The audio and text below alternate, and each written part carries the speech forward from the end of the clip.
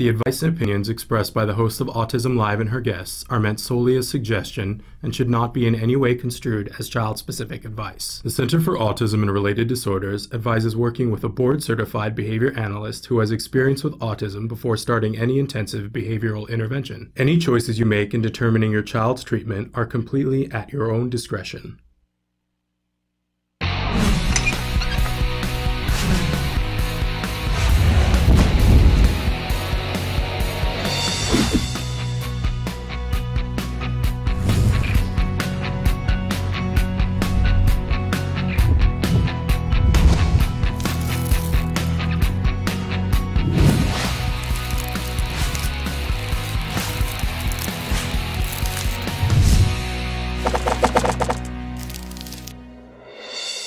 Good morning and welcome to Autism Live. I'm Shannon Penrod and we're webcasting to you live from the Center for Autism and Related Disorders headquarters in Tarzana, California. Welcome back. We've been away for a long weekend because it was Thanksgiving here in the United States, and I hope that all of you had a wonderful time. We're able to give thanks for the things that we can be grateful for. Heaven knows we have a lot to focus on that isn't always pleasant and wonderful and fabulous, but that doesn't change the fact that we still have a lot to be grateful for. So I hope that you had a really good time, and I hope that it is good for you to be back in the swing of things today. I know for our families, a lot of the times when we're dealing with autism, an extended break means less services.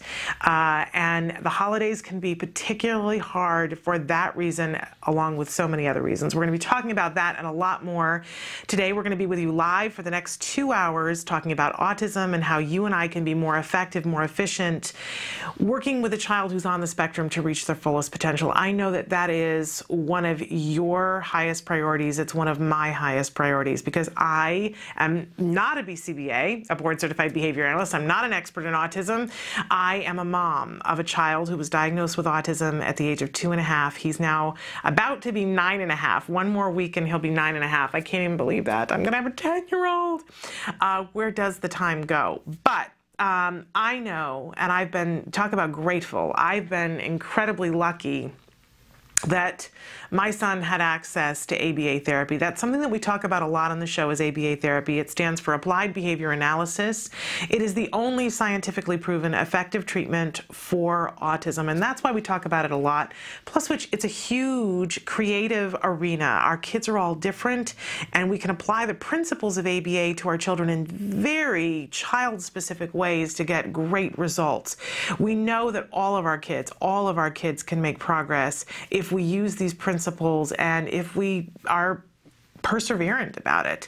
And that's not an easy thing to do. So we talk about that and how we can get through the financial burden that ABA can bring, as well as the emotional burden, and enjoy life. Get to enjoy our children and enjoy life. So we'll be talking about that. This show is meant to be completely interactive. So if you're watching us here, I'm going to ask Emily to scroll through some of the different ways that you can get in touch with us, because we're here for you to answer your questions and help you to get hooked up with the things that you need. If you're watching us live, the only place you can watch us live right now is autism-live.com. We're at 1 p.m. Eastern Time, 10 a.m. Pacific time. I was in another time zone last weekend, so I'm completely discombobulated. So we're Pacific time, 10 a.m., Eastern time, 1 p.m. for 2 hours, Monday through Friday. And if you watch us on Autism-Live, there's a box there that says Shannon is answering right now. You can type whatever you want there. And that box is live and active. I've pushed the button, so there's no cost. You don't have to log in. You don't have to give us credit card information. We don't even know who you are. It's total anonymity, which is a lovely, lovely thing. So you can ask away. And sometimes we just have to wait until we have an expert who's going to be with us to answer your questions if it's not something mom related. And sometimes we pose the question back to you guys. So I hope you will participate. That's what this show is meant to be, is total participatory, there we go, borrowing these lips, participatory conversation, very interactive. All right. it's that time of the morning when we take on the jargon of the day. This is when we take one word, one phrase, one anagram, and try to demystify it. Figure out just what in the hey nanny nanny those experts are talking about when they use these words. It's so overwhelming when your child is diagnosed with autism. I know this firsthand. You've got a whole new set of rules you have to learn, a whole new set of jargon you have to learn, new phone numbers, new places to be, new ways to look at things, right? And I don't know about you, but the jargon was something that really tore my ticket. It really made me mad in the beginning because I wanted to say, look, it's not enough that I got to deal with this. You people can't talk to me in a way that anybody could understand walking in off the street. Come on. But the truth of the matter is several years down the road now, I have begun to see, the whole purpose for jargon, no matter what field it is to make it very specific. And now that I understand some of these jargon terms, I have a hard time not using them because they're very specific to our kids, and it's sort of like a shortcut. It gets us into the place where we know exactly what we're talking about. So I turned a new leaf, and some say, I said at one point, oh no, I've turned to the dark side. But yes, I embrace the jargon now, and I want to encourage you to embrace the jargon one small little increment at a time. Do not allow it to overwhelm you. That is never my intention, to overwhelm you, because heaven knows I know there's enough out there that already could. But in particular, this week we're going to be talking about play. Isn't it a great time to talk about play? I know some of you who have already probably done a little bit of shopping, and especially in these hard economic times, it's really important to get toys that are going to help your child, right? That every dollar you spend is something that's going to be beneficial and something that hopefully they'll enjoy. So our jargon for the week is talking about different types of play. And this is a very fascinating area to look at. So we're starting today with functional pretend play. What exactly does that mean? Okay, functional pretend play, our actual definition, using lifelike objects in purely functional, socially conventional ways to imitate or act out common action sequences. Okay, that sounds really mumbo jumbo to me. But let's take a look at what our working definition is. Playing with toys that are lifelike in a lifelike manner. Okay, you go off to the toy store, right? And you're going up and down the different aisles. And I sort of had names for here's the game aisle. Oh, here's the boy building aisle. Here's the action figure aisle. Here's all the, doll aisle, the girl aisle, right? Then there's one aisle that I used to always mistake as a girl aisle. I now know better. It is the functional pretend play aisle. This is where you're going to find things like toy kitchens, toy plastic food. You're also going to find things like workbenches in there for boys and play tools. I made this symbol, and you're probably thinking guns. I'm not. I'm thinking they have drills and screwdrivers and little fake saws. They have some sort of material now that they can saw it to build things with. These are all functional pretend play. It's a fake thing that looks like a scaled down version of the real thing that allows the child to behave with it in a way that is like the real thing. The little vacuum cleaners that look just like the vacuum cleaner at home, and it makes the little noise. Maybe it has little beads that pop up, whatever. Those are all functional pretend play. And what we'll see as the week goes on, as we build the jargon, is that if we start with functional pretend play and encourage our children to behave with these, sometimes our kids won't find these toys at all interesting. And if you stop and think about it, that's not really a bad thing. Who really wants to play with a vacuum cleaner? Not me, right? But the truth of the matter is that neurotypical kids enjoy looking like mom and dad or looking like other adults, right? So we want to encourage some of this behavior in our kids. And if we encourage this, they'll get an opportunity to work on socially appropriate behaviors. They'll also learn to imitate, which is really good. And it is something that can be conversation starting. And it builds into symbolic play and imaginary play, which imaginary play for our kids is like the last bastion, right? If we can get there, it's very exciting, but we have to do the steps. And with neurotypical kids, it starts with that functional pretend play. So take a trip down that aisle of the toy store and see what floats your particular child's boat. What kind of behavior are they interested in? Now, my child wasn't so interested in any of these things in socially appropriate ways. Like, we got fake food and he didn't know what to do with it. So we had to teach him how to do that, and we had to pair it with reinforcement so that he liked it. You know what my child did like to do, though? This is horrifying to me even to this day. I have an old Saratoga trunk that has these strips of wood on it, right? And he would take a playing card and he would run it on the thing like a credit card. So we got him a little cash register. Loved it. So find the thing that your child will be interested in. You know, try not to have judgment about it. We also got my son a dollhouse. Because that was our way of beginning to work on relationships and to see what different parts of the house were. There are all kinds of really exciting things that you can find in the functional pretend play aisle.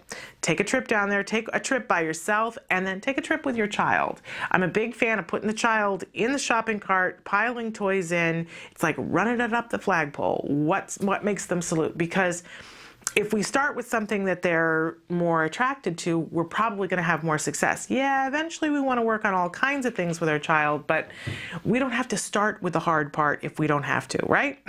Okay, so there is functional pretend play. Wait till we talk about symbolic play tomorrow. You're going to see how this all starts to come together so that we can get to imaginary play on Thursday. Really, really fun and gets your head thinking in a different way about play. All right, we always have a question of the day for you. And our question today is about toys. Can you see where we're going with this? We got a whole toy theme going on today.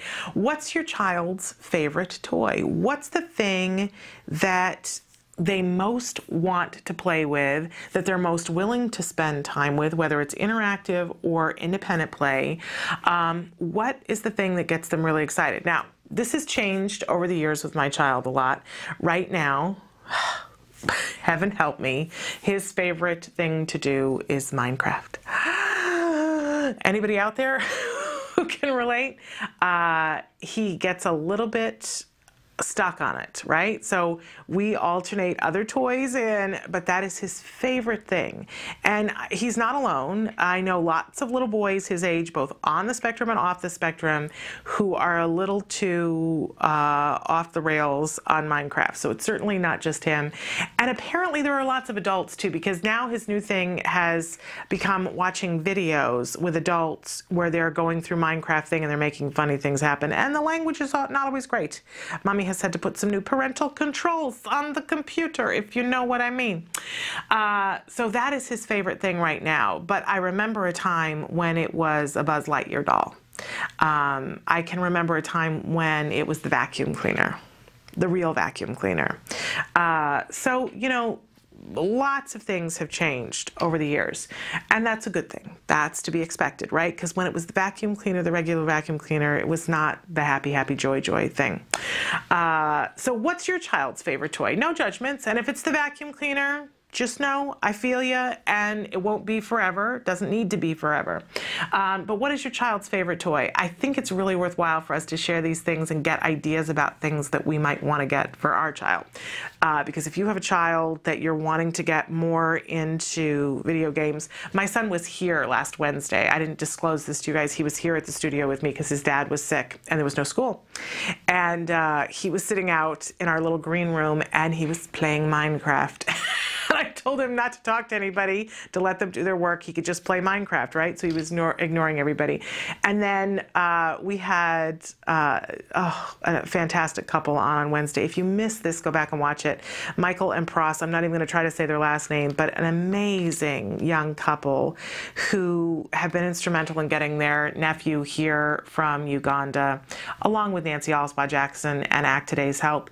And they were sitting out talking with my son at one point. point, and he was talking to them about Minecraft, and we were talking about how into it he is. It is, if you have a child that you want to get into video games, it's probably not the first one to start with, but something that if they see another child play it, there is something about it that our kids just love. It's all building and mining and looking for things in the dirt. It's I don't get it.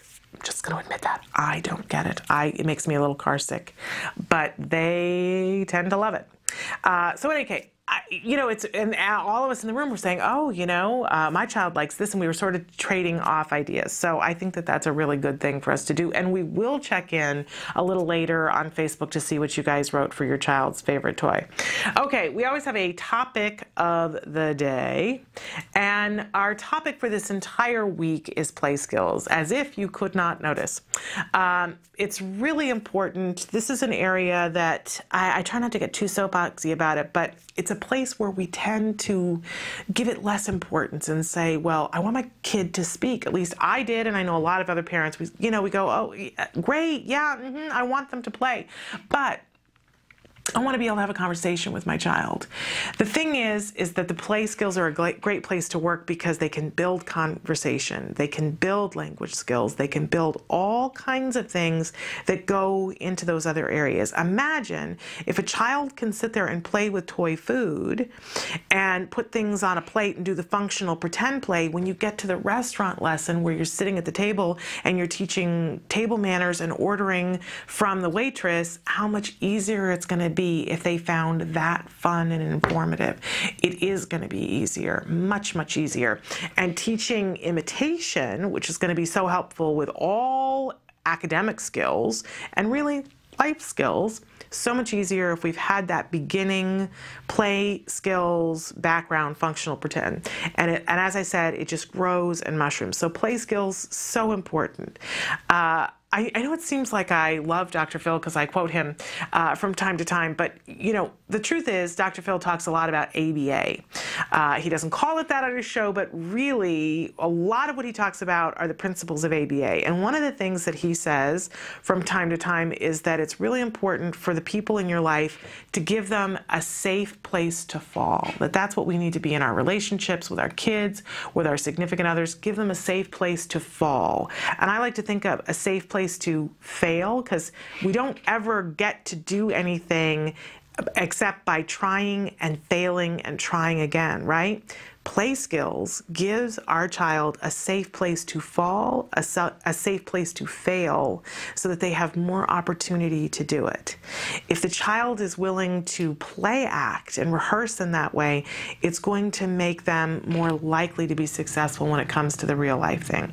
So don't poo-poo the play skills is all I have to say. And it can be fun and stress reducing for our kids and for us. And that's important, right? So we are going to talk about play skills and toys. It's like the week of the toy, right? But it's also a week where we're going to be talking about a bunch of other things. So let's take a look at our schedule for today. We've got a new thing that we're going to be featuring here on the show, where every week we want to be featuring a different organization that we think has been really important in this community, that's helpful, that has something to offer. And who better to start with than by featuring TACA? Will you hear me talk about this organization a lot on the show? We've had Lisa Ackerman, the founder of TACA, on before, and she's going to be joining us this Thursday. We've got a couple of TACA moms that I really admire and have helped me on this journey that are going to be joining us tomorrow. And we have some video of their organization, some different things that we want to show you and talk about. And I am a member of TACA, so I am a TACA mom, and I'm going to be talking about them a little bit this morning and every day this week. A really wonderful organization, so we'll be talking about that in just a little while. As I said, we've got a play skills tip for you today. I've got a toy of the day for you, and it's Monday, so we always have a stress tip for you on Monday. Try to get us, started in the week in a good right place. It's not always easy, right? Especially, I don't know, maybe it's me, but when you have a couple of days off, it just seems that much harder on the Monday, doesn't it?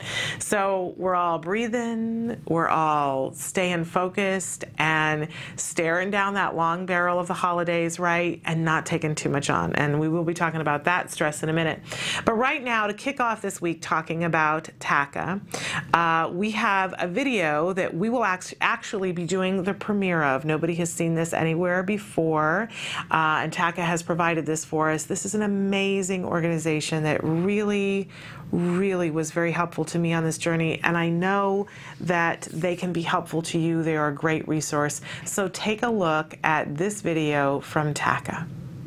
You know, walking into this, we're not sure what to expect. You have a vision and a project in your mind and what you want from this project. And ideally, I hope to give families, or one family, or maybe two, or hopefully more, a way to find their voice and to communicate and to share their goals. And they're asking for basic things, and we want them to be able to have that voice to do that. And I have no idea what to expect, but I'm really hopeful to see what happens next.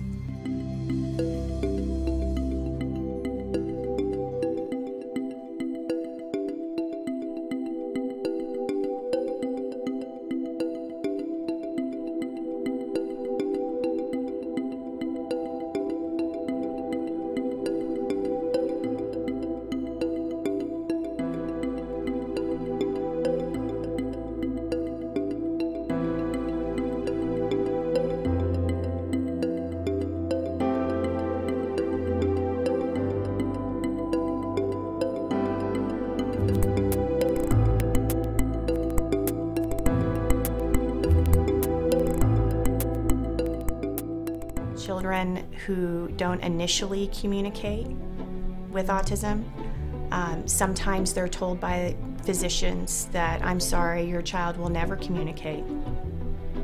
That's not true. Give me doll. Go.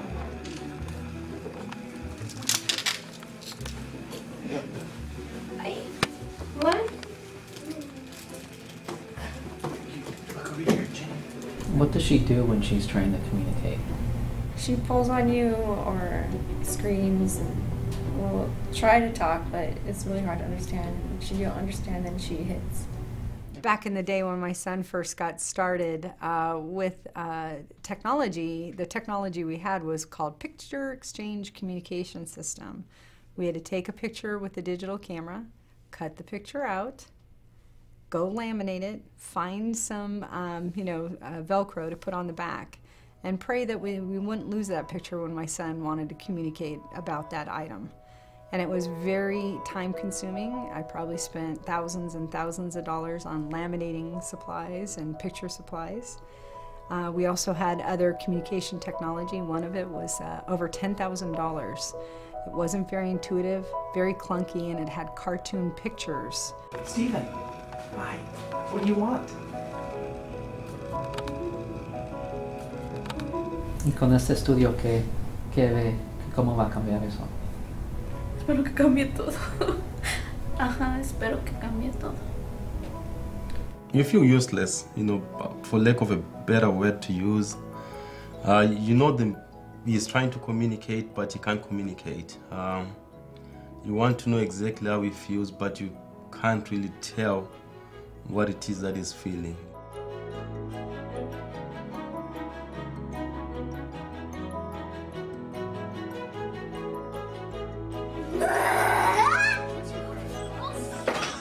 This project is very important to myself because it could possibly give my child an alternative way to communicate. Llora, le ofrezco una cosa, no la quiere, le ofrezco otra, no la quiere. Y es una impotencia no poder comunicarme con mi hijo porque sí me duele y mucho. Kyle is frustrated with not being able to express himself. It comes down to basically violence. The only way he gets his point across is he's going to hit you or bite himself. I want him to be to his full potential. I don't want autism to define who he is. there is more to my son than that. I just want to be able to talk to my little brother. What would you hope to hear Joshua say? I love you, Mommy. Well, just hearing mommy would be nice. There are ways for children to communicate. It's tapping into the right way to teach them. It's us being better learners of what works for kids with autism and developing the right communication system for them. There are so many myths when it comes to autism, and the one that I would love to see to go away would be the myth that these kids can't learn, that they are mentally retarded, and because the autism diagnosis that they get overlooked oftentimes. I would love for people to learn that these children are very, very smart, and they're capable of making incredible gains with the right treatment and the right support. I would love for people to see that these kids are capable of so much and that they just need the right help. They can be a part of society. They can function, they can have a job, they could drive, they can do so many things out there. I think people try to limit, oh, you have autism, you're only going to be able to fit in this box. But no, there's opportunities everywhere. They can go to college, they can do anything. So they can function and they will function. Okay, so this is week 1 of the study. And so far, Ginny really hasn't played with it much, but she's already showing a little bit of improvement. When I show her the pictures, she can point to what she wants. And we're just really excited to see how she'll do. First day he got it, we was super excited. The look on his face was priceless. Inside where they're teaching him how to learn it, the whole Prolo quo to go. I think things are going well in there. Give it another week or so. I think he'll pick it up real fast. I think it's working with my son. He's responsive to the programs. She's doing even better with the iPad. She's using it more and more. We added a lot more pictures of her stuff and the food she likes, so she seems to do better with more realistic pictures of the items, and yeah, she's just showing a lot more interest, so we're really excited. Today Kyle did try the new setup with the fast food restaurants, and he was able to go to the icon, pick Wendy's. He then picked what he wanted. Find cow.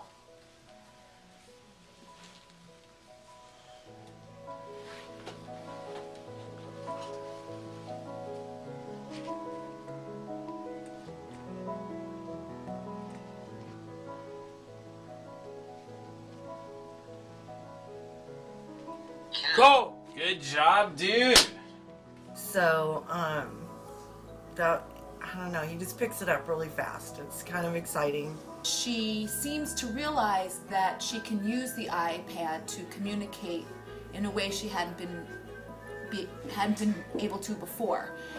Meaning that she actually gets excited about it, and she uses the iPad, and she might press something that says, expressive, and then she'll say, I like mommy. And then, even though she didn't mean to say that, once she hears it, she's like, wow, I really do like mommy. And I think it's really helping her realize that if she has a feeling inside of her, that now she can use the iPad to express it where she could not have done that before. So I think that's super beneficial for her. I think he's doing phenomenal with the iPad. I'm very impressed. Cameron seems to be stimulated with this device. With other things in the past, there was no stimulation, whether it was PACS, whether it was Toby's. In terms of his communication, he's really been reaching out to the iPad as far as accessing what he wants. Obviously, that's an incredible sign, a positive, a real good sign in a positive direction.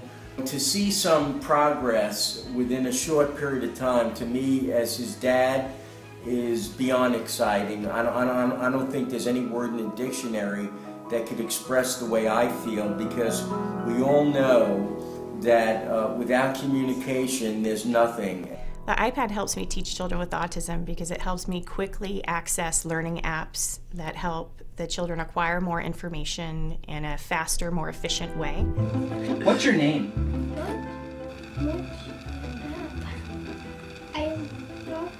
is Ginny. Good job. You're right, your name is Ginny. I'm also able to put more individualized, targeted skills into the iPad and do it within 30 seconds, where before it may take 2 weeks, a month to create the right materials to help teach children within our ABA program.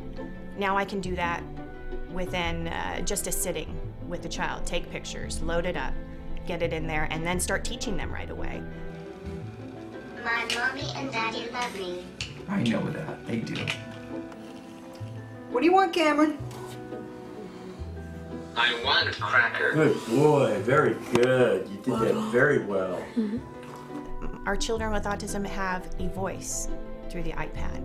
They're able to communicate, sometimes for the first time, through this device. So it can replace these very cumbersome, bulky, expensive, outdated items or devices that don't work as effectively as the iPad. Because iPad, let's just quite frankly, it's cool. It's neat, it draws people in. And our kids typically enjoy technology, so it draws them in too. What do you want? Willie. Woody. Good job, all right. La diferencia para mí es mucha. What's your name?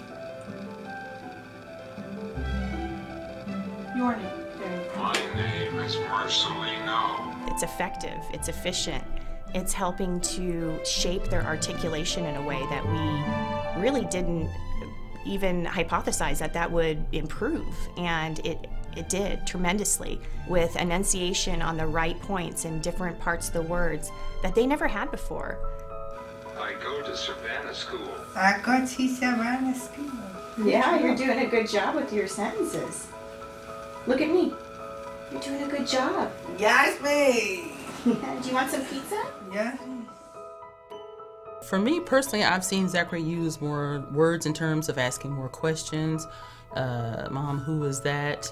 What is your name? Things like that, for me. I think he's speaking more, using more words and more language. Now I can get them to actually talk on the phone, because our family's in Texas. So when they do call and we talk to them over the phone, I can actually get Zachary to come to the phone and actually say, hello, grandma, whatever the case may be. And they can definitely see a difference, yeah. Zachary, what game did you play today at snack time? Tag. Was that fun? Yes. Yeah? Who'd you play with? Play Mia. You play with Mia? Yeah, to play Danny. Cool. And Danny? Do you remember anybody else's name? Yes. Who else? Dylan. Dylan? Yes. Good job, buddy. Ooh, is it hot or cold? Cold. It's a little cold in the wind, huh? Why is it going to win? Cold in the wind. I like your hair. Thank you. You're welcome. What's your name?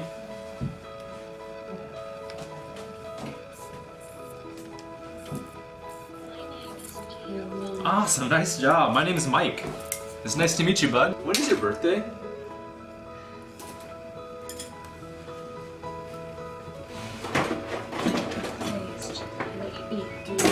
Very nice job. Very good. Le da a los niños más comunicación, más aprendizaje y más habilidades para socializarse en la vida. What do you hear? I don't have that. I hear. Helicopter. Can you say it? I hear helicopter. That's right. I hear a helicopter. No. I want to play the memory game. Good. Okay, play the game.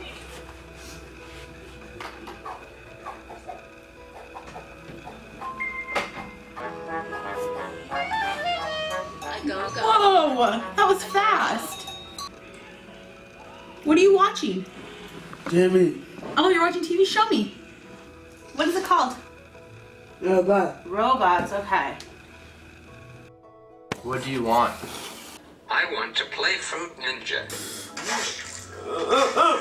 Good, okay, go ahead. Good asking. Kyle, you ready? Ready. To go where? Go. Where are we going to? See, bye. No, chili fries, we're going to. Tell me. All right, you got it. Bye. Hi, Kyle. So yes, it has been working. I feel blessed that although she has severe autism, she definitely seems more understanding receptively.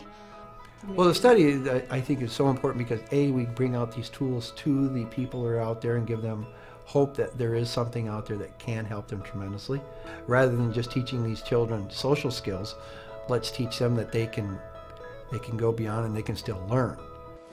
Use all your words, Ava. Good job asking. Hey, what's your name? Emma. Good, Ava. Good job asking. Okay, I'm gonna turn the TV on. This is a way to teach their child. It is one of many ways, but it is an exciting, innovative, efficient way of teaching children with autism how to communicate. It's affordable. It's so many things. She's been calling me mommy a lot, and that's really, really nice. She's never called me mommy before, so it's just really exciting to see. I never really expected her to speak this much and stuff, so I'm really, really proud of her. They're out of the mud faster and to the light and down the path so much faster than where we were, and it makes my heart soar because those kids have a fighting chance. He knows how to say I love you. How did you feel the first time you heard that? Oh, I just wanted to cry. It was good. It was a good feeling. Definitely. Never give up.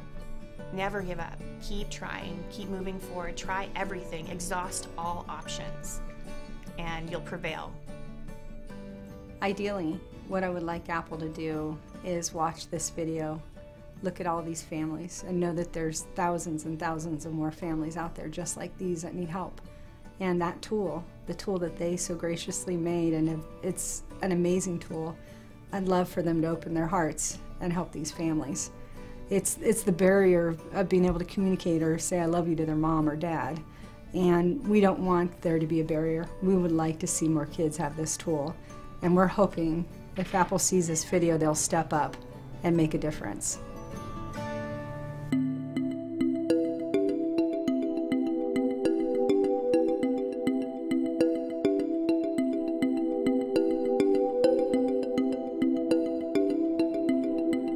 Each participant was evaluated using a series of standardized assessments, including the parent and teacher forms of the Vineland Adaptive Behavior Scales, the Receptive One-Word Vocabulary Test, and Expressive One-Word Vocabulary Test. Frequency and length of spontaneous utterances were recorded in 5-minute periods, or in other words, the words were recorded in 5-minute periods. During the 3 weeks of baseline, Stephen learned a total of 3 new language tasks. Once treatment with the iPad was implemented, Stephen's learning rate increased by up to 12 new language tasks per week, with a total of 130 new language tasks over the whole treatment period. He also was able to talk without using the iPad, his articulation improved, and he's even programming the iPad on his own. During the 4 weeks of baseline, Kyle didn't learn any new language tasks. Once treatment with the iPad was implemented, his learning rate increased immediately with an acquisition of 147 new language tasks.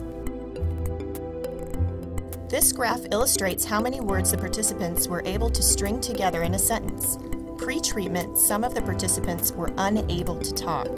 After treatment, some of the participants were able to string up to 7 words together in a sentence. This graph illustrates the amount of spontaneous words recorded in 5 minutes. After treatment, each participant increased the number of words by as many as 59. The average participant's spontaneous words increased by 35.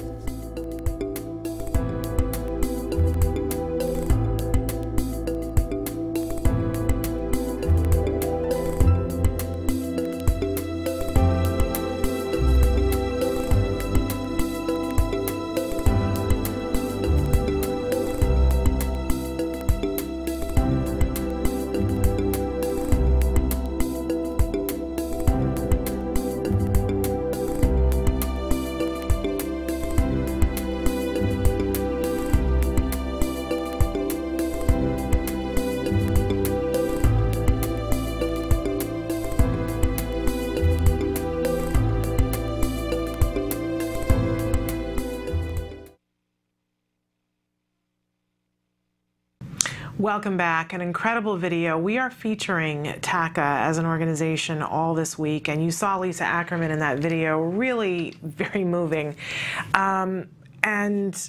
You know, when you see it on the graph, I hope everybody understands what a baseline is. Baseline is before you start the treatment, and you see the differences for these children. I think it's so important what was said right at the end about how it's crucial for us to find what are the tools, what are the ways, and we talk about ABA a lot and how important it is that ABA is shown to show progress for all of our kids, but we're always frustrated by the fact that some kids make more progress and how no one ever gives up, right? We're constantly trying to figure out the way, how do we help all of the kids make all of the progress they can, whatever that means, whatever that looks like. And clearly, we've all seen what a difference an iPad can make, right? We've seen it or we've heard about it, and I love that this study focused on putting those two things together, putting the ABA and the iPad, and you can see that for these children, it made a tremendous, tremendous difference. Yes, it's a tool and it has an expense to it, and that's a hard thing. But I don't know about you as a parent, when we see that something works, it just becomes a thing about then how do we make that happen? And TACA is one of those organizations that is really incredible about getting information out, about helping families. I shared earlier that I'm a TACA mom. I'm a member of TACA, and it's a very important organization to me. I see I get all verklempt for so many different reasons, and I'm going to keep it together here because I want you guys to get the information about this organization and some of the different reasons. It would take us more than a week to talk about all the different reasons why you should check them out. But I have here on the slide their website, which you saw at the end of the video, www.tacanow.org. And if you go there, you will find a lot of different tabs. And so I just gave you sort of a Reader's Digest for getting started, but I encourage you to poke around and spend some time there, right? It's the internet. It's free. I know your time is not, which is why I condensed some of it for you. If you go to the Family Resources tab, some of the things, if you hover over it, you'll see that it breaks down into a bunch of different things. Some of the things that I want to point out to you in the beginning, there is an area that's just diagnosed. If you or someone you know that has had a child recently diagnosed, this is a great place to start. That kind of consolidates everything and gives you a plan, and you don't have to go and reinvent the wheel, which is so very important. You know, on this journey, hope is important, time is important. Of course, money is a factor in it, but time is money, right? So if you can save yourself the amount of time that a lot of us had to spend by starting there with that Just Diagnosed button, believe me, you will be so far ahead of the game. I love going to walks and meeting families, and it's amazing to me when I'll meet somebody and they have a little itty-bitty kid, and I say, how long ago was your child diagnosed? Oh, my child was diagnosed 3 months ago. And in that time, we've been able to do da-da-da-da-da-da. And I go, really? How on earth? You know, there is a part of me that is so filled with hope when I hear that. And I'll be honest, just a little bit jealous because it took me so long. But I'm so thrilled that families aren't having to do that, and TACA is one of the reasons why. So if you've never been there before, it might be worth it for you to go there, even if you've been on this journey for a while, and see if maybe you missed something or there's something new that you've never heard about. But certainly if a friend has their child diagnosed and they say to you, I need some help, where do I start? It's a great place to send them for the very beginning. Some of the other things that are on that tab, you'll see when it breaks down into the other there's a whole tab that has diet information on it. And of course, there are lots of different thoughts and lots of different plan of attack and different children and different things that are appropriate. But if you're looking for information about all the different diets and what might be appropriate and what to ask your doctor and what to consider, and if you've already said, okay, we see that this food is an issue, and so we can see clearly there's a behavior that comes about when our child eats this. I don't know how to take this out of the diet. I don't know how to make food that will make sure that my child eats.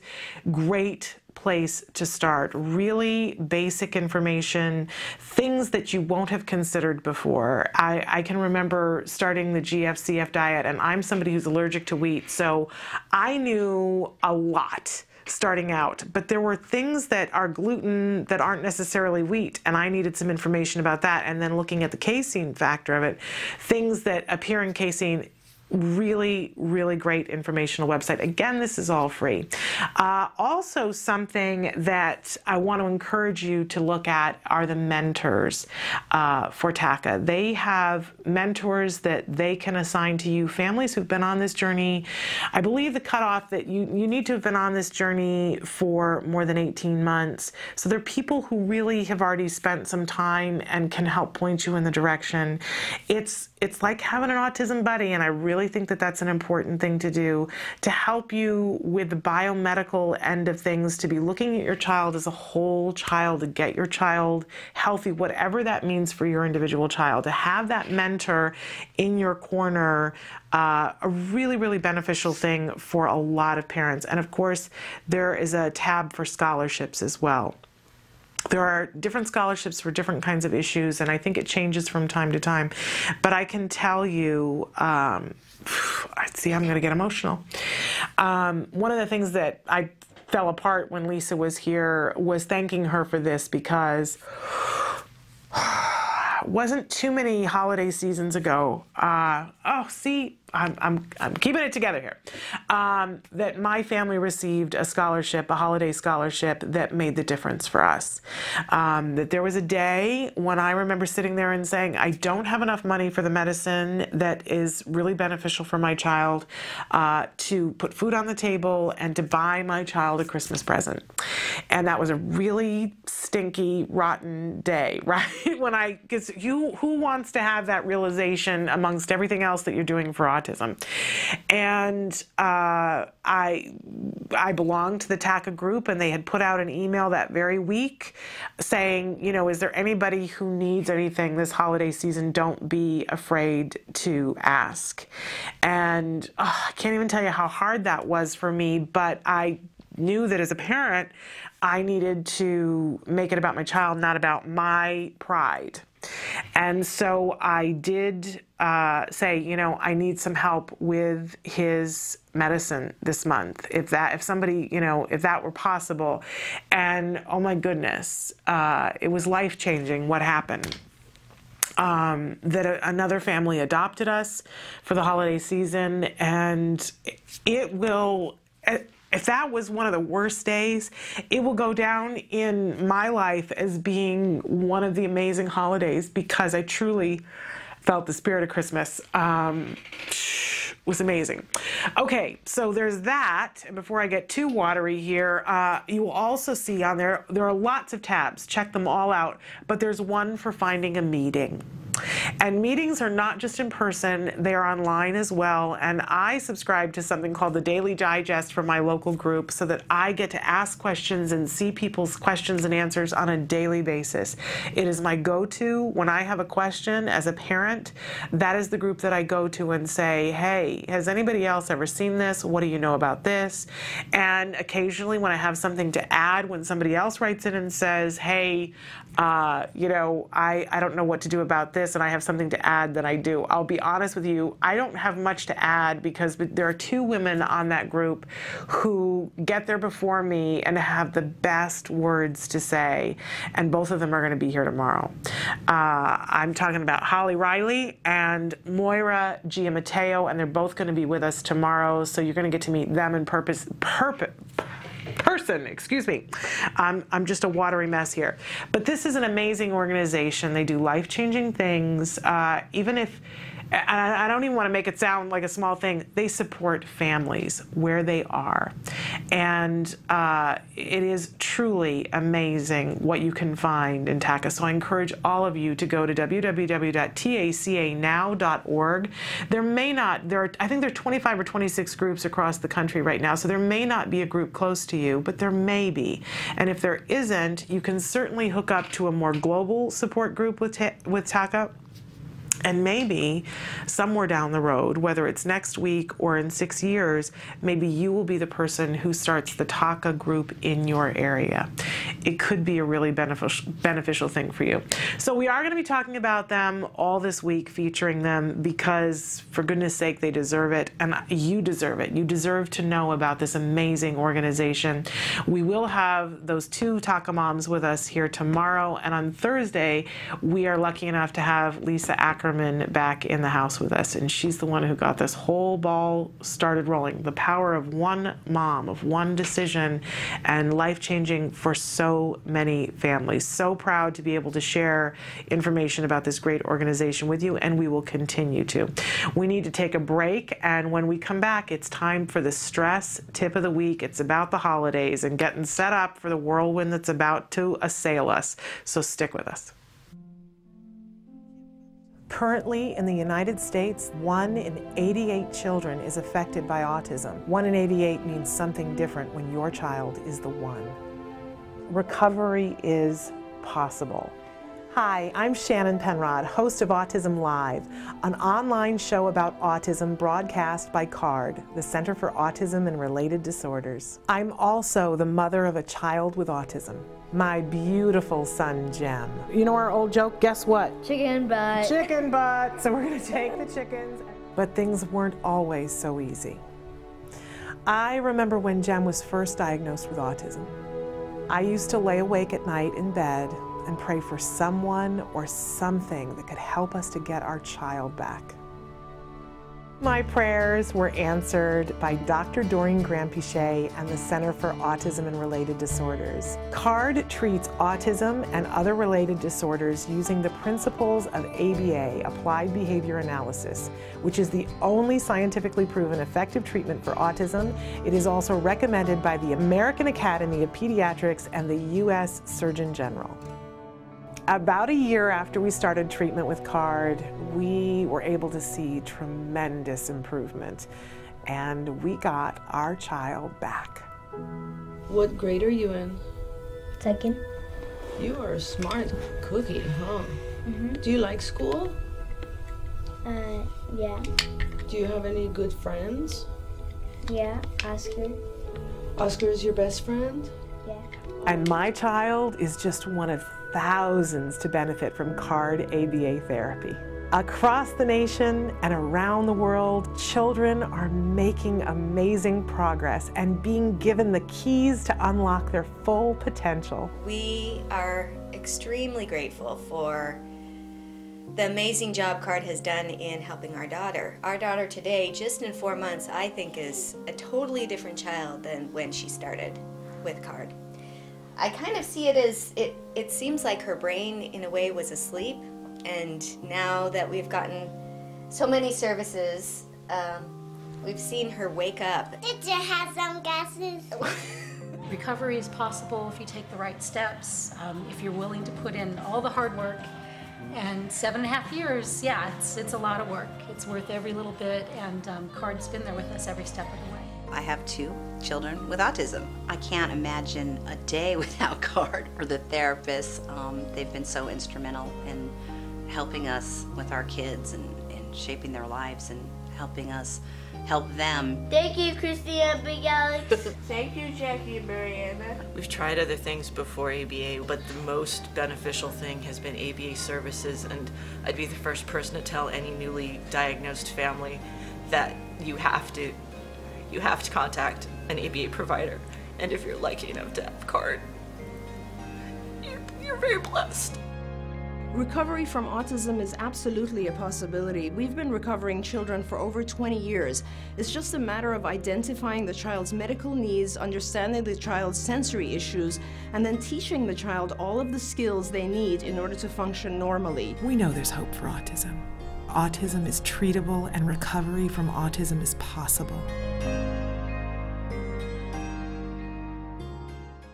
Welcome back to Autism Live. It's that time of the week when we talk about stress, and oh my goodness, the holiday stress is upon us, right? This is the time of year where it doesn't matter who you are, what you have going on, there's a certain amount of extra stress, right? It's supposed to be the time of extra happy and extra wonderful and extra everything, right? Extra sour cream on that. So why not extra stress? But we already have enough stress. We are the families who have children on the autism spectrum. So our plates are already really full with that. We do not need extra during this holiday time, and we're particularly susceptible during this time because a lot of times the people who provide the help for us and the support for us, they're taking time off, which means that we're on double duty without the respite and without the therapies sometimes. Even if you have a great ABA provider who is working on fill-ins and making sure that you're staffed your full hours, they're still going to take a day off for Christmas. They're still going to take probably Christmas Eve off and New Year's Day, right? If not more than that. So, and I certainly was looking at it this week thinking, okay, holiday stress upon us. And sometimes, you know, we have a choice, and other times we just don't get a choice.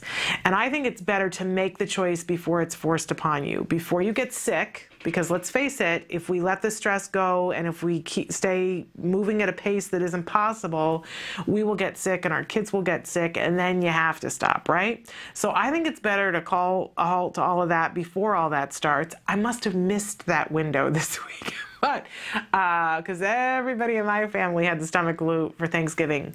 More to be thankful for.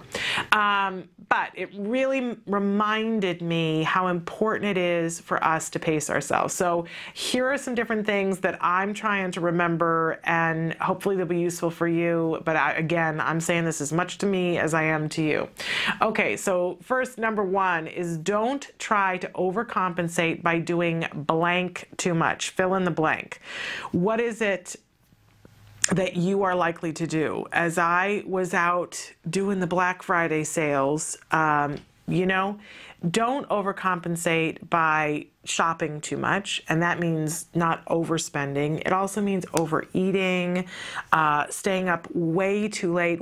Pick your poison. Eating too much, if it might be for you drinking too much. We are passionate people, right? And there are things that we do to take the edge off, right?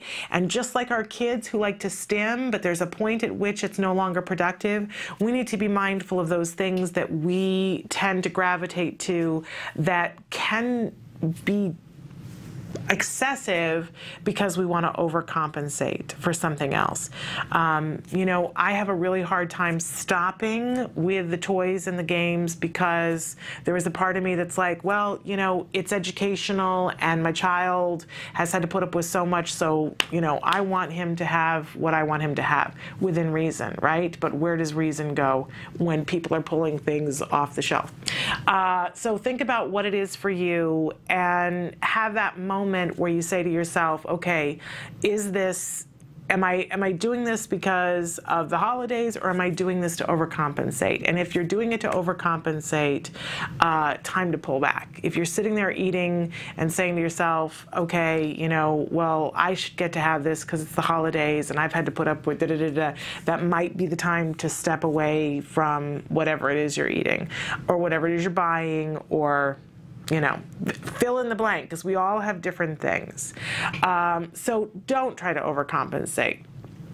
Do schedule select activities that will help your entire family to celebrate. If you sit there and look at the calendar from now until the first of the year and you think to yourself, okay, there are lots of things to do. And if you're at a lack for things to do, I want to encourage you to go online and Google free things in your area to see, because I guarantee you there are all kinds of things, from a Christmas tree lighting, you know, we have a holiday train that comes here and comes at like really nutty hours, the day or night. And, you know, I haven't looked it up for this year, but it was something that we always used to take my child to because he loved trains and he loved lights. And we would go with another family, and that was our holiday tradition because it was something that he found really exciting.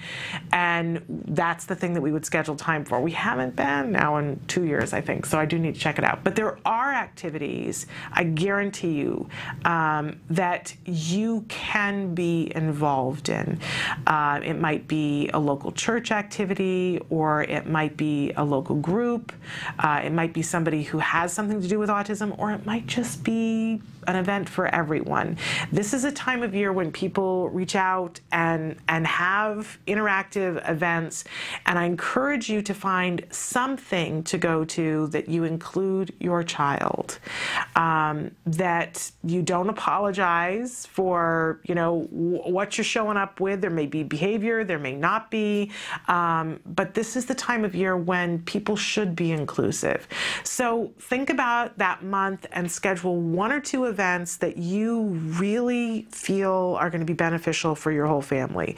Don't overload it with different things, and don't be afraid to then later on reconsider and say, you know what, that's not going to work on this day because, and then you can pick something else. But try to find at least 1 or 2 things, because it's not good to just sit at home. I know. Sometimes it's hard, and sometimes our kids get overstimulated, and rather go through the thing where they might have a meltdown, sometimes we choose to stay home and isolate. But I'm going to encourage you at least once, if not twice during this holiday season, that you give everyone else the opportunity to get over it. Everyone else, not your child, not you, but for them to be around a child who's struggling. Give them that opportunity in this holiday season. It will be good for them.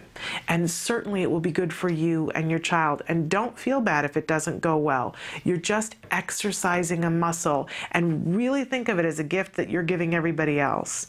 That for other people to see that they don't have this to deal with and that they have things to go home and be grateful for, not the worst thing for them, right?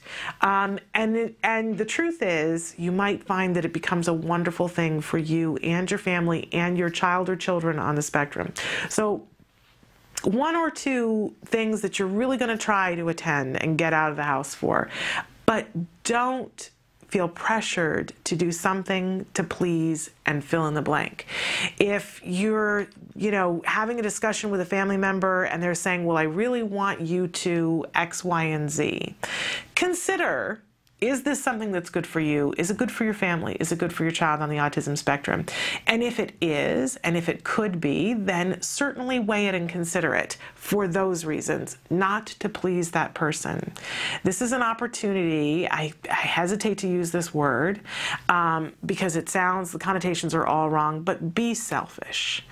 Be selfish in this one thing, that you're not going to burden yourself by doing things for other people. If you decide to do it for yourself, do it for your child, do it for your family. But give yourself the gift of not having to please other people for this holiday season. I know it's a lot. It's a big gift. You deserve it. You really do. And do schedule quiet time. You know, there's so much sensory that goes on around the holidays, but it's okay to have schedule an afternoon where you don't do anything, where people sit and read, or maybe it's that you watch a certain video with your child, or that you listen to some Christmas music. Something that we used to do every year is have one night where we just look at the lights. And, you know, we could start at home, and sometimes we would drive around in the car and look at the lights, and just have it be relatively quiet. That doesn't mean that you can't have, you know, Christmas carols, and by the way, there's a lot of Hanukkah things and Kwanzaa things to celebrate as well. It's not just about Christmas. There's all kinds of things to celebrate. But do schedule some stuff that is sensory light. Maybe that you just pick one sense. You know, and if your child can handle it, maybe you're looking at lights and a little bit of music. But give yourself breaks, and if you've scheduled something that's going to be sensory heavy, We're going to be in a group of people. It's going to be noisy, all kinds of colors, flashing lights and stuff. Schedule quiet time afterward, or schedule it beforehand so that it's not, you know, endless and unrelenting. We can have a wonderful holiday season and truly enjoy this season and the blessings that we have and the people that we have in our lives if we just let go of some of those expectations and pace ourselves and be kind to ourselves, truly, truly kind to ourselves and to our family. That's what I'm going to try to do, and help me to remember all. Right? Let's help each other hold hands on this journey to try to reduce this stress. Okay, it is time for the A word. This is a wonderful documentary that's being made here at the Center for Autism and Related Disorders. We're following a little boy, Jack Riley, who is diagnosed with autism and who is receiving early intensive ABA therapy in the home from the Center for Autism and Related Disorders. And we're about 3 months into therapy at this point in the series. We've seen that there have been some difficulties along the way for Jack Riley, but there are all kinds of skills that are growing and flourishing. And they haven't taken on the big guns of food yet, but we see that they're starting to warm up to it. So let's take a look at what's happening with Jack Riley this week. This is the A word. Hey, Jack Riley. Hi. Hi. Can you wave? You're waving. Hi. Hi. Good job. What is this? Is it a toy? Toy. Toy. Good talking. Wow. Should we open? Horse. It is a horse. Do you want to open it? Horse. Yeah, it is a horse. Do you want to open? Open. Wow. So you have 1, 2. You have 2 pieces. Do you want more? No. Okay, here. You want another horse? I have another horse for you. The horse. It's a horse. Here you go. You say, I want more. Yeah, more. Now that Jack Riley is talking, Jessica is trying to build his vocabulary by having him say short phrases instead of one-word demands. Say, I want more. Yeah, more. Say, I want more. Say, want more. Yeah, more. Good trying. All done, or you want more? Yeah, more. More. Okay. Okay.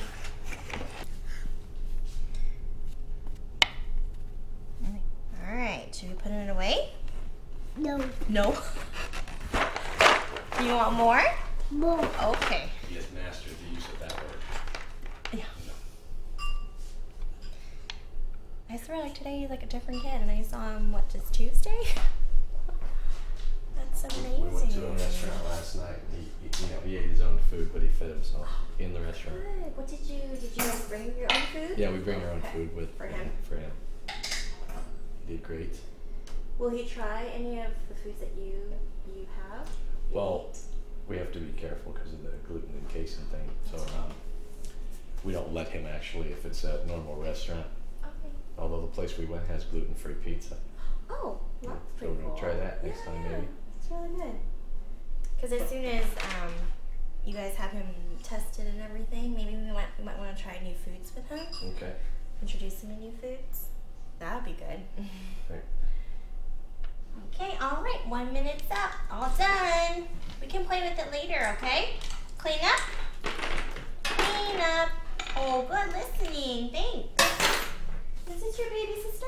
Hopefully. Yes. It's a girl? Sister. I knew it. I knew it. I was telling him. Jack, can you say sister? Can you say sister? Sister. I knew it. I was telling Cheryl too. I was like, I know it's a girl. I have this feeling it's a girl. Yeah. She's like, that's what we hope, but it's probably going to be a boy. No, I said it was a girl. God has a sense of humor. Oh, how cute. This is the newest edition? Yeah, is it upside down? I cannot tell. I think that's her head. Yeah, she's right? almost 18 weeks. Oh. Baby sister's coming. I think he's gonna be like me.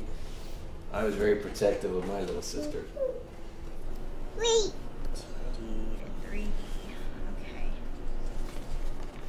Let's see. So we're going to be doing matching identicals. So 2D pictures, and he's going to match them to the 3D object in a field of 3. So this is the first day I'm going to be doing it, so we'll see if he can discriminate between the two and see if he can actually match and scan the field. Look, Jack Riley, do you want book or cracker? Jessica is doing a preference assessment to see which item Jack Riley wants as his reward when he finishes his task. Put what same? That's the same. Look, they're both dinosaurs. Can you try? Put what same? Right now, Jessica is prompting Jack Riley what to do since this is new for him. Once he understands what is being asked of him, Jessica's prompting will fade away. That's the same. Jack Riley, try. Put what same? What same? Right here. This is the same. That's the same. Jack Riley, try. Put what same? The same. That's the same. You try. Put what same? The same. No. Right here. Match it to the dinosaur. Yeah, like that. That's the same. There we goes. Yeah. Can you do Jack Riley? Okay, try again. Put what same? Put what same? Yeah, that's the same. There we goes. There you go.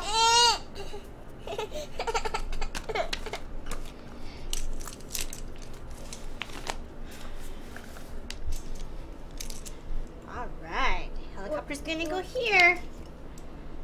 Here you go. Put what same? Like this, watch. This is same. You try. Put what same? Yeah, that's right. They're the same. Good job. Here you go. I'm gonna hold on to that guy. Thanks. Put what same?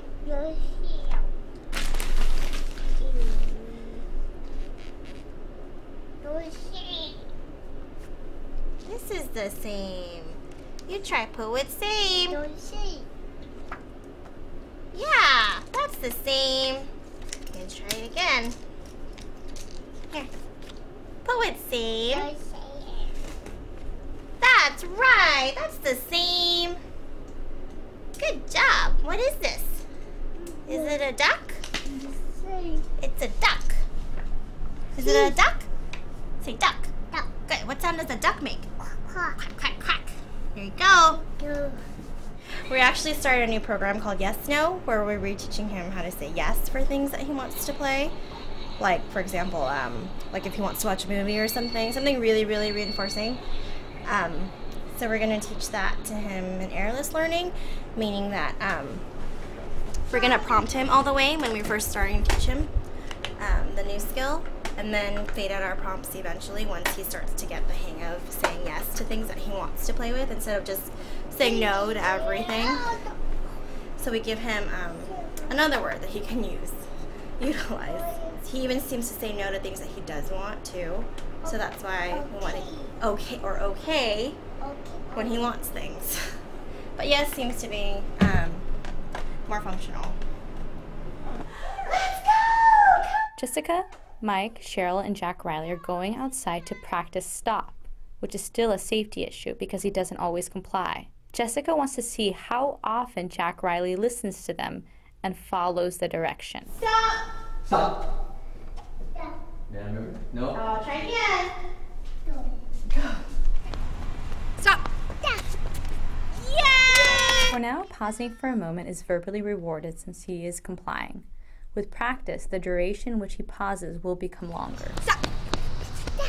That's not a stop. Try again. Try again. Try again, honey. Try again.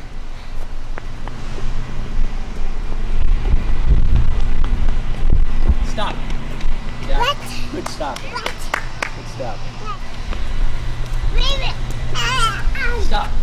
Stop. That's not a good stop. Try again. Try again.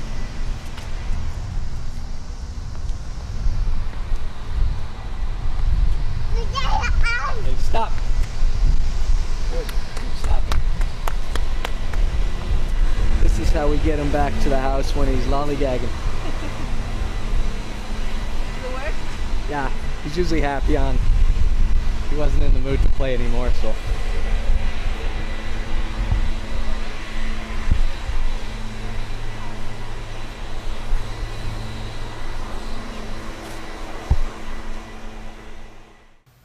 Welcome back. That was the A word, and I can't tell you how much I enjoy this series and watching it over and over again, and I hope that you are too. You can watch the entire series from beginning until the point where it is right now and watch all the potty training, really great videos, by going to their YouTube page. Really want to encourage you to do that, and I really think that it's something that can be shared with other family members too, to say, hey, here's what we're doing. I wished I'd had this to send to family members and say, you know, this is why. This is what's going on, and here's the reason why. It's a really great way to show the arc of ABA, so I love it. I want to talk about a couple of different things in that video. First of all, we talk on the show a lot about moving the goalposts, about figuring out when to give reinforcement, and how, you know, you start out and you got to target something that you want the child to do. And in the beginning, of course, we want our kids to mand, and they mand for asking for something. And so they say cookie or some form of, you know, whatever. They make noise and point to the cookie, and we give them the cookie. So that's the reinforcer, right? The manding was requesting the cookie. But as time goes on, we constantly want to be moving the goalpost further and further away so that we learn more and more skills.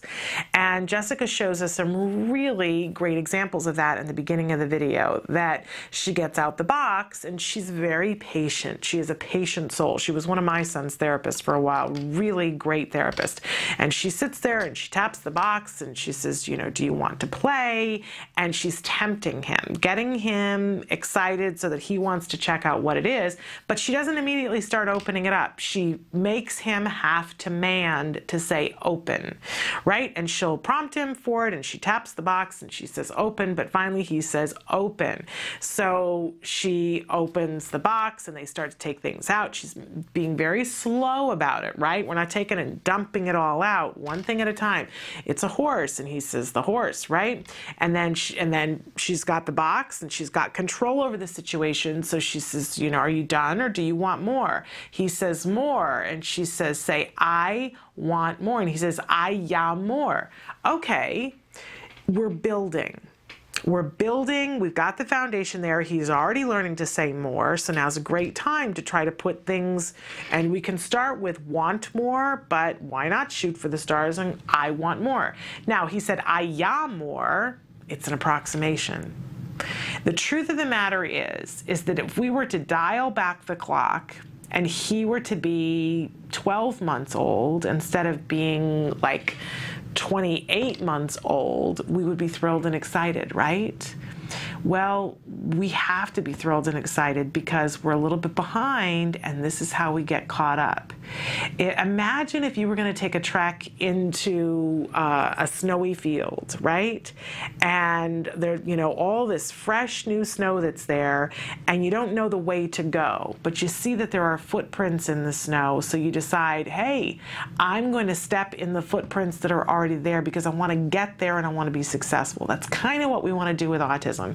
The same steps that our child would have taken neurotypically, we now want to go through those steps. We're going to go through them faster because we already know what they are, and we're going to make some accommodations for it so that because the first time they didn't walk that path, right? They didn't see the path.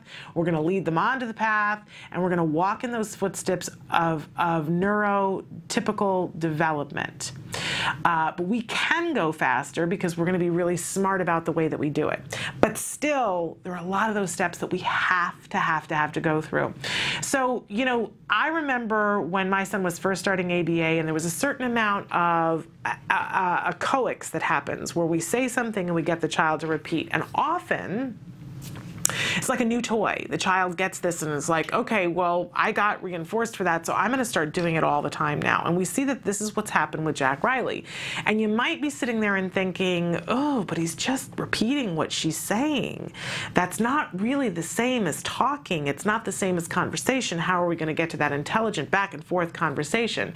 Stop and consider that it's not unusual. In fact, it's quite normal for neurotypical kids at a certain point that mom says something and the baby says it. Mom says, it's fish, the little goldfish, it's fish, and then the baby says fish, right? And we're like, yay, it's so exciting. The child who's sitting in the high chair. Well, like I said, we want to be just as excited for Jack Riley, who's now 2, a little bit older than 2, because he's getting that step 2, and not get into the worry of, oh, well, he's just repeating what's been said to him. We will see that he will move through that phase and start making conversations. So don't get bogged down in that. I know I did for a while. I was like, he's just parroting. When are we going to get to the part where he speaks spontaneously and says new things? It comes. It comes. But we have to give them lots and lots and lots of opportunity. Did you hear the part when she was doing the dinosaur with him and she was saying, put with same, and he would say, bye-bye same, right? He was mimicking it. Be happy and joyful about that when our kids do that. It is a phase, and it's a stepping stone to other things. And she says, here you go, and he says, do you go, right? And we'll see he repeats much more than that.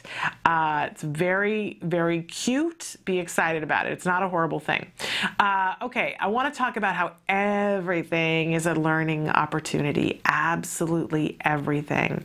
Do you see how the therapist is patient and she takes her time, even with a chess set? Every little thing becomes an opportunity. We can do that too, being really mindful, making them ask for everything and ask for it repeatedly, giving them those multiple opportunities. Also, there's a little respite in the middle where, because this family at this point, they were pregnant and they had just found out that the new baby was going to be a girl. And I just wanted to point out that these people who come into our homes, if you're going to do ABA and you're going to have people outside your family coming into your home, and I do encourage you, if there's a way that you can afford that, to do that, because it's a really great thing. They come fresh and they come completely unemotional, which is often a really great thing. Not that they're not emotional people, but they don't have the emotional baggage that we all show up as family members, right? Not to say that family members can't do this and be very effective, but it's great when you've got an army coming, right? And these people, some of them, it's impossible to stay completely emotionally separated. They become part of your family. Not all of them, by any stretch of the imagination. But some of them become part of your family forever. Forever. And we see the excitement of this new baby for this therapist because she's a part of this family now. I love when I have the opportunity here to see people visit kids who had therapy years ago, and I'll be going towards the elevator and I'll see somebody who is an adult run into one of their therapists from when they were a kid, and there is a connection. There is just a connection to see the parents and how they are. I've said before on the show, Peter Farrig is a member of my family till the end of time. And I love to watch, when we came on Wednesday and Peter was here and my son was here, it was just, it's just a lovely thing for my heart to see the two of them together all these years later. Just a wonderful, wonderful thing. So it's not a horrible thing. You know, you do have people coming in your house. And that can be a really difficult thing, but also be open to the fact that more people come into your family. It's really kind of amazing. Okay, did you see in the moment when she was doing the dinosaur and she was teaching him how to put with same? We're doing matching, and what she's doing is a 2D thing to a 3D thing. Before, she's done 2D to 2D, match the dinosaurs. Yep, these are dinosaurs. So we're teaching the labeling and teaching the receptive labeling of dinosaurs. So they've already done that. Now they're going to match the 2D to the 3D so that he begins to get an understanding of what things are. So she's there and she's given him the card and she says, put with same, and he has no idea what she's talking about. He wants to hold the dinosaur card. And do you see that moment when she's pulling on the card, and you would not know it except you see the tension in her hand, and he is hanging on to that little dinosaur card, and she finally gets it away from him, but you don't hear her going, "Give me the card," right? Because she's keeping herself emotionally neutral. We don't want to give attention to behaviors that we don't want to feed, right? She does get the card back.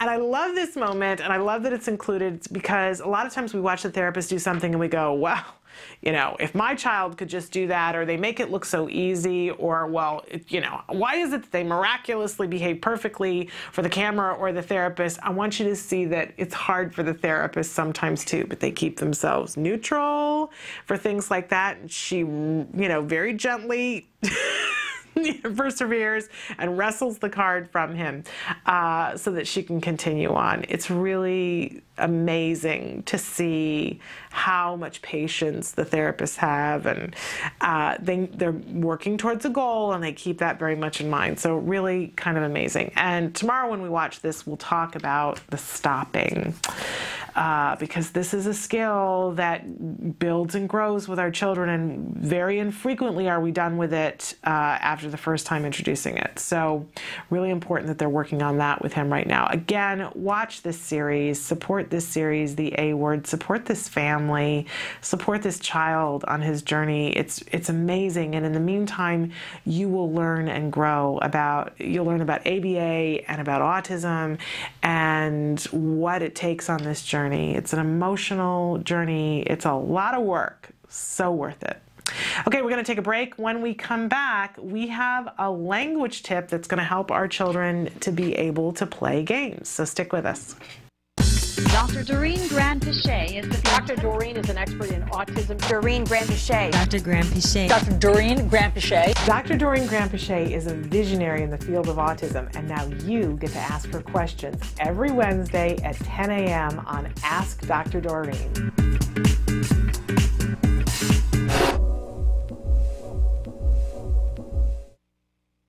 Don't forget, Ask Dr. Doreen on Wednesday mornings. Really excited about that new segment. But it is time for our language tip of the week. And since play is our focus for the week, wanted to take a minute to talk about some of the different programs, one particular program that will help our children to play, and something that we can work on within the construct of play that will help build language. Sort of that yin and yang, right? So what we're talking about is a program called Describing, getting our child to understand descriptions, to discriminate between descriptions, and to use descriptions. Now, I give you guys prerequisites a lot of times, and this is a lengthy prerequisite, so I didn't list all of them, but there are a whole lot of language programs that will come before descriptions for really good reasons, right? We need to know attributes of things, we need to know functions of things, we need to know features, desires, choices, etc. We can start this without having all the prerequisites if we're mindful as to what we're teaching. So for instance, if what I was going to do is start with manding, and I was going to have a child mand, and I know that the child loves cookies. So the child might say cookie, and now I'm going to show, you know, do you want the round cookie or do you want the square cookie? In order for this to be successful, I have to have already taught shapes to the child, right? Only makes sense. Or I might say, do you want the chocolate cookie or do you want the vanilla cookie? In this case, I need to have taught the difference between these two different things, these two attributes. If the child is asking for a toy, you know, and I say, do you want the toy that makes noises or do you want the toy that lights up? So then they would have to know features or functions. So you can see that there are ways that you can start. If you've done shapes, then you could work on describing with shapes. And as your child's skill repertoire grows, you can add more and more things to it. But typically, there are a couple of different things that we want to work on with describing. We want to work on the child being able to do it in terms of manding. We want the child to be able to identify the differences between things, eventually discriminate between them on their own. And then we want the child to be able to do it in terms of introversion. nonverbals. That if I ask a child a question about, what do you want? Eventually I want for the child to be able to say, I want the green toy, right? On their own. Without me having to say, which toy do you want? Which color toy do you want? All right. Now, manding is something that we start with fairly early, just plain manding. And as we saw with Jessica, she was starting to add more words to the man to say, I want more, instead of just asking for more. Well, we can also ask the child to start describing when manding if we have already taught those features and attributes and so on and so forth. It's a really great place to begin. And of course, we can begin by prompting it so that the child begins to see what it is. And I've got an example here. Oh, my slide is a little bit down. So here is an example for manding. My EO, my establishing operation, the thing that I've got on board is that the child has not recently been able to go to the park. The child says, I want to go to the park. And so I, as the parent or the teacher, say, which park do you want to go to? The one with the tire swing or the one with a big tunnel slide? And now I give the child a chance to respond. And the child says, I want the one with the big tunnel slide. Stop and think about the millions of ways that you can do this lesson. And in the beginning, when we're teaching it, sometimes we want to start with visuals to help the child, especially if it's something like this, where it's not something that is concrete right in front of them, right? So maybe I have pictures of the two different parks, and I set up the circumstance so that the child says, I want to go to the park, and I say, which one do you want to go? Do you want to go to this one or that one? One of the things we had to do was go around town and take pictures of all the different places that we went to, so that I could stand there and right outside our front door and say, we're going to go to a grocery store. Which one do you want to go to? And originally it was just a choice that he would make, but then I could specify later on, do you want to go to the one that has, the little horsey that you put the quarter in outside, or do you want to go to the one that has the red box movie machine in it?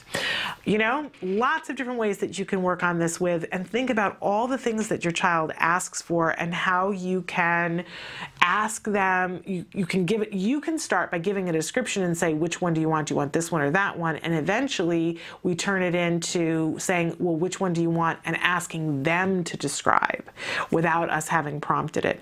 It's really quite an amazing thing. Think about all the different games that you could work on describing with, right? We talked about Guess Who a couple of weeks ago. It's a great game that you can work on features and attributes and functions even, and describing.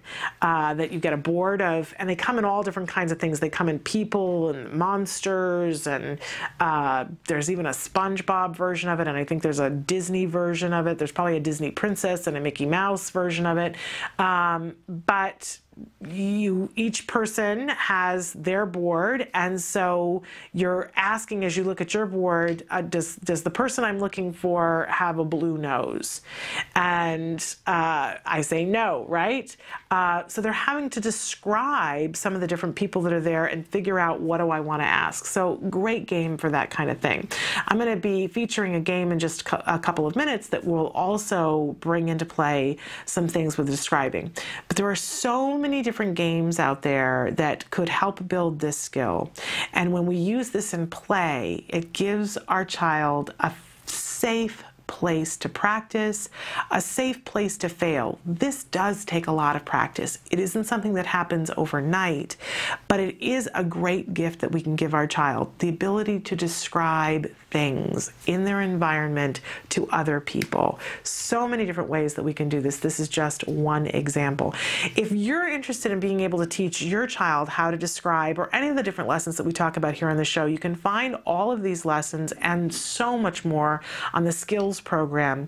Visit skillsglobal.com. They have a free trial that you can, there's 2 different kinds of trials that you can set up to check it out and see those lessons that are available. These are the same lessons that my child had when he was going through ABA. So I use Skills at home now, quite frankly. And I do love it. Describing, it's a great thing.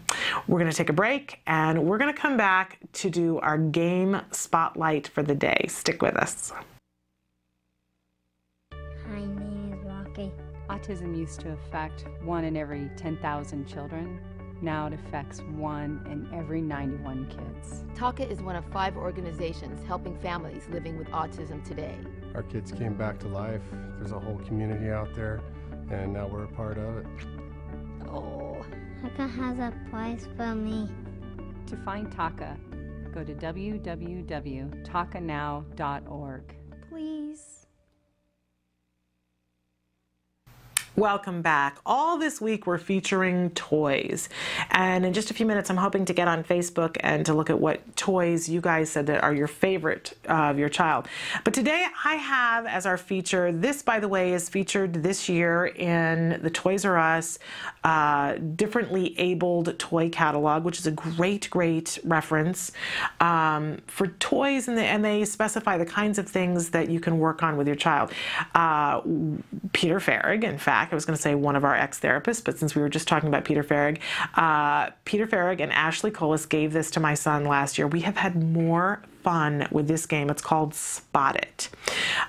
First of all, I love this game for many reasons, but I love recommending it to you because it's under $10. How spectacular is that? It's also very portable. It comes in this little tin. This is the whole thing right here. You can stick this in your purse and go to the restaurant and play Spot It while you're waiting for your food to come. You gotta love that. It's also stinking clever. This game is stinking clever. There's lots of different games that you can play. There are all these cards that come with it. I love they're very colorful and they're round. For instance, here is game number 3, Hot Potato. So depending on your child's abilities, there are lots of different games. Here's game number 2, The Wall. Game number 5, Triplet. Game number 4 is The Poisoned Gift. And game number 1, The Tower. Lots of different ways to play this, but there's this deck of round cards. And on each card, there are these different icons. Every card, here's the amazing thing, it's a math problem that hurts my head. Every single card has at least one symbol that matches every other card. So as I look at this one, and there are different games that you can capitalize on this, but I can see that this card has a little shamrock and this card has a big shamrock. They're the same shamrock, but they're different sizes. Okay, and I'm looking to see if there's anything else that they also share. I'm not seeing anything else that they also share. Sometimes there's more than one thing, but there are lots of different games that you can play, and you can play with multiple players. So for instance, the one game that my son and I like to play is that there is and I don't remember the name of which one it is, but there's a pile of cards up, and so there's one card that's up, and each person has a card, and you try to be the first person to spot what it is on the card that you have matching on your card. And if you spot it first, then you get to keep the card, and the person who has the most cards at the end wins. Very fast paced. It sort of reminds me of War, but it makes the child have to work on fluency, language fluency. So they can think it, but they have to say it really fast. So I love it for my child for that reason. And because there's a finite number of symbols, it's the kind of thing that you can teach them the labels of. If you have a child who's nonverbal, there are other games that you can play that are really fun. It's really, like I said, it's like 7 different games all in one. And they're very manageable, they're very visual. It helps with fine motor. It's so hard to hold cards and to teach a child how to hold cards. There are some when they have to hold the cards in their hand. And because they're round, they're a little bit easier to start with, to have them do this. And dealing with the cards helps to work on fine motor. You're working on cognition. You're working on language fluency, visual motor, speech, and turn taking, because some of the games involve turn taking. Really fun game, under $10. You can get this sometimes in different they sell them in grocery stores sometimes. A lot of the chain drugstores sell these orange and blue games, is I believe the name of the company. it's blue-orange, excuse me. We've gotten a couple of their games because they all come consolidated. There's one that's sort of like Yahtzee, that they come in these great little containers so that you can take them with them. And they're all, the ones that I've seen anyway, under $10. They make great gifts for your kids or somebody else's kids, great gifts for teachers, so that they have games that they can play with the kids in the classroom. Spot It. It's a really fun game. We love it. Give it a look-see. If you don't think that it's age appropriate or skill appropriate for your child, I would encourage you to look at it a little closer because there are all kinds of different games that you can play. But I'm sure that there's someone on your holiday list that would love to have this game. Spot It. Okay, let's take a break, and when we come back, we're going to take a look at your answers to the question of the day. What is your child's favorite toy? I can't wait. I love talking about toys. Stick with us.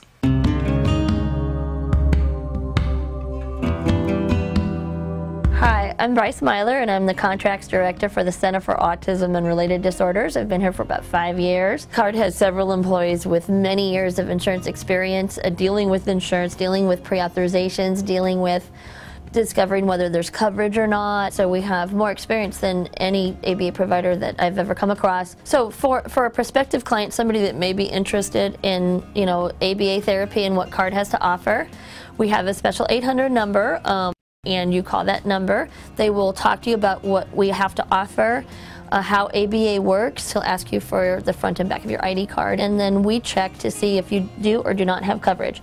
If you have coverage for ABA therapy, we try to do whatever we can to set it up where we can bill for you and you don't have to fight with the insurance company every month to get your claims paid. For California residents, we recently did a series of insurance trainings all over the state, and you can click on the link below to watch pretty much the full presentation. It has a lot of information, how you can get your insurance company to comply with what they're supposed to do, understanding the networks, and many other valuable pieces of information.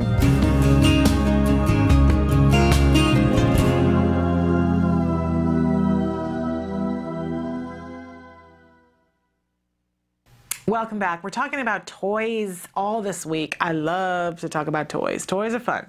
They should be anyway. And sometimes we have to teach our children how to enjoy them. But our question today was, what's your child's favorite toy? So what's the toy that they're already into? You guys wrote in, and I love it. I love some of the things that you guys wrote because, I said no judgment. What is it that they're actually into? And sometimes our kids are into the most interesting stuff. Somebody wrote in and said cars. Love that. Someone else says Thomas the Tank Engine and the millions of miles of track and accessories. We didn't do Thomas the Tank, we did the Geo tracks, but I can relate. Another person who says DVD movie cases. It's his obsession. Bless his little heart. Somebody else says Duplos and Disney cars stuff, but mostly Duplos. He builds bridges, gas stations, stores, cities. We are encouraging this,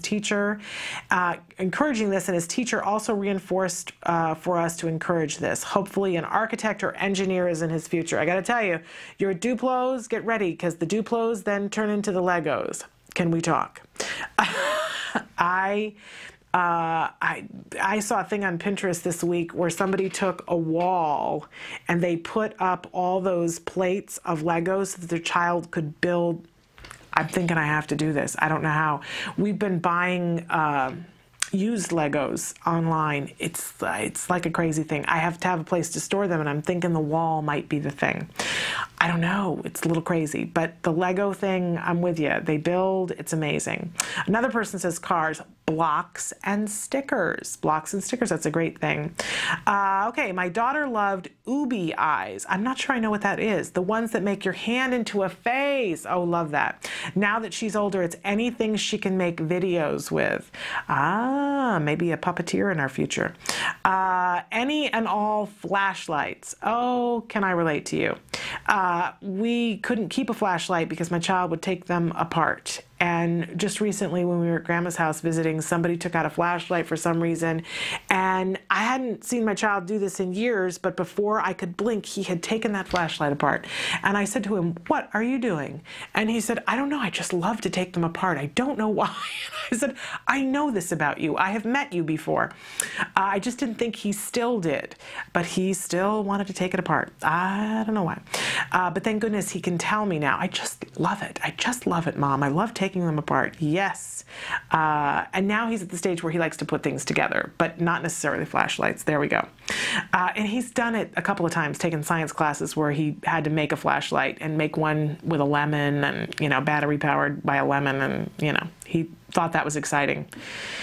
Still wanted to take it apart. Okay, another person says, "My daughter found the computer at 2 and it has been her favorite since. LOL, she's now 7 and wants an iPhone for the apps." There we go. Another person who says, "Anything electronic." Well, you know, there's a strength for you. Another person says, "My child loves all toys. He loves to line them up all around the house and we can't move them or else. LOL. He also loves his iPad. It has helped our little boy out so much. Love it." Another person says, "Lights, flashlights, night lights, string of lights hung around the top of the walls in his room. If it lights up, he is all about it." Love it. Wheel pals. I don't know what wheel pals are. Somebody else says Legos. Yes. Thomas the Tank Engine, including his big train table with all the accessories. Another person who says the iPad. I guess if you consider that a toy, that and her Leap Pad. I think we can consider an iPad a toy. DSI with Super Mario Brothers or Mario Kart playing. DSI is another great thing, especially for when you're traveling. I don't know what I would have done without a DSI this last trip. He loves to play on the computer. His special ed teacher lets him use an iPad at school, so now he wants an iPad. Bless his heart. Another person who says the iPad, Android phone, Thomas and Friends, and all things technical. Again, a strength. PC for sure, as she is 19 years old. Fabulous. Anything that is electronics, iPhone, iPad, computer games, etc., and he is 30 years old. Well, you know what? I have a husband that tomorrow is going to be 59, and not that he would appreciate me saying those things, but my husband, who is not on the spectrum, by the way, also loves all things electronics. So, you know, I don't think that's an inappropriate thing. Another person says, "My son loves his iPad. He got it donated to him, and it has helped him out so much. Love it." Somebody says, "The toy you have in the picture." In the picture, we have one of those marble, it's not, is it the marble run or is it the one that's the bead run? In the picture, it's the bead run where it's got the different wires and a bead is attached to it so that they can do the different things. Always a big hit in doctor's offices and places like that. Really, really cool. The person said, "I'm not sure what it's called, but for 15 years she has loved playing with that." Can I tell you, if she loves that, try a marble run. And the other thing that I don't know, it just seems like kids who are into those things really love those pin art things that it's a bunch of nails and you stick your hand in and it leaves the impression of your hand and it moves and it makes a noise, and they make them in small little ones and big ones and different shapes.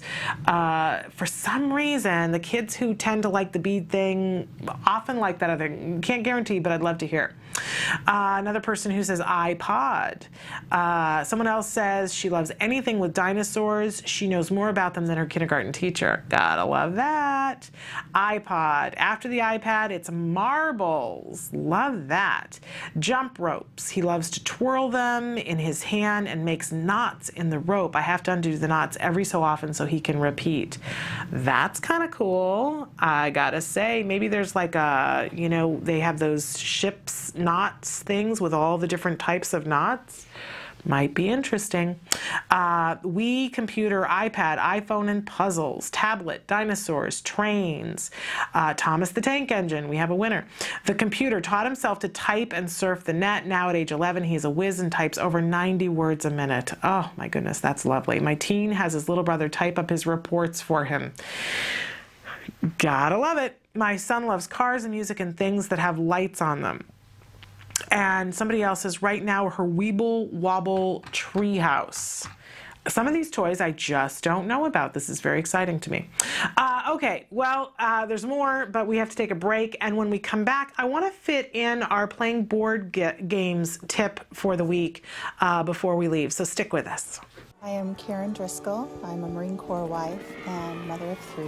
My oldest son has autism. The strains on our typical military families are extraordinary. You add on the challenges of autism, access to care issues, and at times having to pay for effective treatments, and these families are pushed to the brink. We've lived in 5 different homes. That means 5 different medical communities, 5 different school districts, and 5 different state-run programs. The biggest challenge I face as a mother is going from bottom of wait list to bottom of wait list, never getting access to the effective services our children require. I feel like I'm constantly fighting for these services. We are working on a bill in Congress called the Caring for Military Kids with Autism Act that works to true up these policy deficits. You ask any service member overseas today, what can we do for you? They will always answer, please take care of my family at home.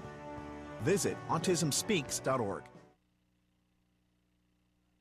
Welcome back. We're talking about toys and play all this week, and I wanted to talk about a specific lesson about teaching our children about board games. And one of the things that we have to consider is that this is a huge chained activity, right? It's a bunch of different tasks. So depending upon the board game, you really have to stop and think about, all right, what are the skills that the child needs to be able to do? Do they have to turn over a card? Do they have to roll dice?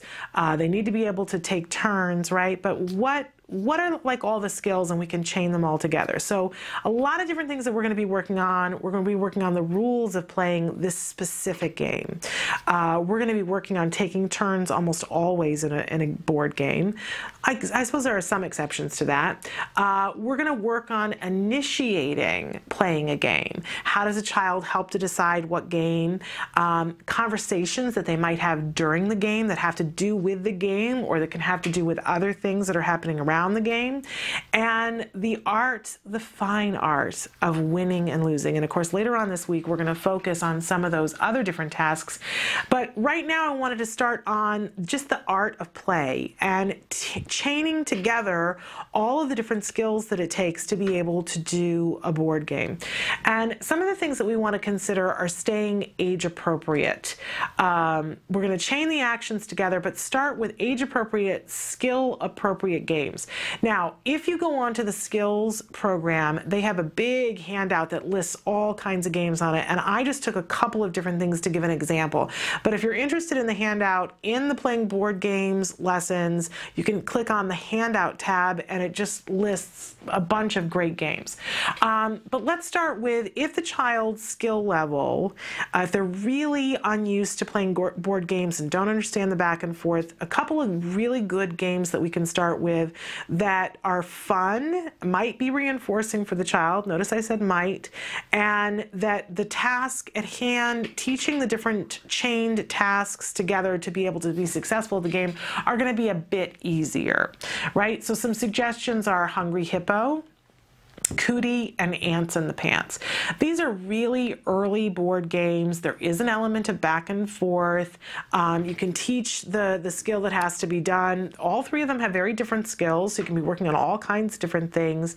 But there is an element about it that hopefully you can help the child to find it reinforcing, and that they may enjoy. Very specific, those early board games, because it's allows for some movement. Another one that I like is Elephant.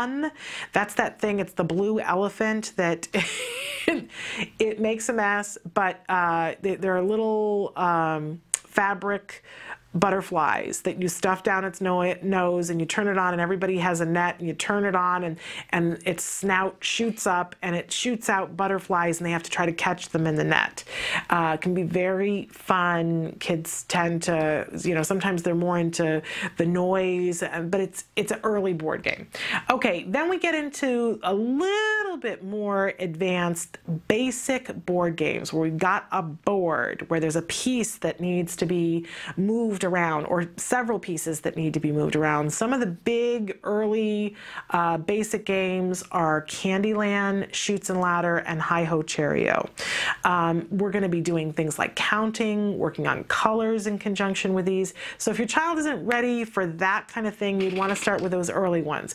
But if your child is somebody who can sit and is starting to learn those things, these are great games. By the way, they're really inexpensive this week. I mean, I think I saw Candyland and Chutes and Ladders for $3 during this Black Friday opportunity. So they can be really inexpensive, and hours of opportunities to learn and grow and do that back and forth, and different skills as well, because for Candyland, you know, it's turning over the card, it's, you know, recognizing the colors, counting the colors. For Chutes and Ladders, you never have to count more than 2 for Candyland, but you do have to recognize the colors. For Chutes and Ladders, you know, there's an element of the winning and losing because there's a disappointment. It can seem like you're going to win and then you get pushed all the way back, right? Different kinds of things. Hi-Ho Cherry-O, a lot more counting and differentiation between, you know, whether you're the green apple or you're the red cherry, so on and so forth. Then for kids that are a little further along the way, where we're starting to work on executive functions and maybe a little bit of perspective taking, we have games like Battleship, because there's definitely some perspective taking there, right? You have to stop and think, well, okay, I would do it this way, but how would the person I'm playing do it, right? Thinking through really having some strategy. Things like Don't Break the Ice may be an earlier version of this, but there's strategy involved. Considering, well, if I do this, what are they going to do, right? And Kerplunk. Again, you know, it's not as difficult cognition-wise and executive function-wise, but a great game that builds on perspective taking that can be very reinforcing for kids.